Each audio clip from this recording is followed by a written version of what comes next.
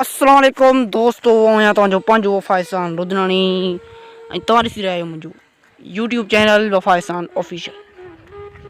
दोस्तों, हमेशह जीअं अॼु बि तव्हां लाइ मां हिकु नई अपडेट खणी आयो आहियां, हिकु नओं वीडियो खणी आयो आहियां ऐं मज़ेदार ड्रामो खणी आयो आहियां। जीअं दोस्तों तव्हांखे ख़बर आहे त असुल खां वठी KTN चैनल ज़बरदस्त चैनल आहे ऐं बहितरीनु ड्रामा ॾींदो थो अचे, जंहिंमें पथल दुनिया, कंडनि जी सेज ऐं पंहिंजा पारावा जहिड़ा केतिरा ई जीअर जा साल आहिनि। महिरबानी दोस्तों, ईअं ई हाणे बि हिकिड़ो नओं ड्रामो अची रहियो आहे जंहिं ड्रामे जो नालो आहे जमी फ़ाथा आहियूं। मज़ा आया, ज़बरदस्त ड्रामो आहे जमी फ़ाथा आहियूं, जंहिंजा डायरेक्टर आहिनि तव्हांखे ॿुधाईंदो हलां त डायरेक्टर असांजा मशहूरु डायरेक्टर बहितरीनु माण्हू अब्दुल मनान अब्बासी उर्फ़ मामा लालू। जीअं दोस्तों मामा लालू जे डायरेक्टर में ही ड्रामो अची रहियो आहे ऐं तव्हांखे ॿुधाईंदो हलां त इन ड्रामे जा राइटर आहिनि डॉक्टर प्यार अली जतोई।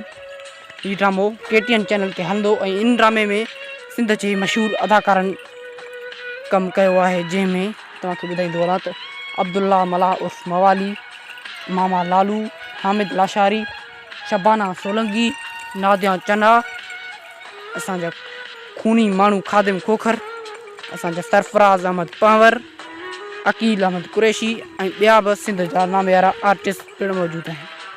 दोस्तों, जेकॾहिं तव्हांखे असांजो वीडियो पसंदि आयो आहे त वीडियो खे लाइक कयो ऐं चैनल खे सब्सक्राइब करणु न विसारींदा। वॾी महिरबानी, किरोड़े कुर्ब।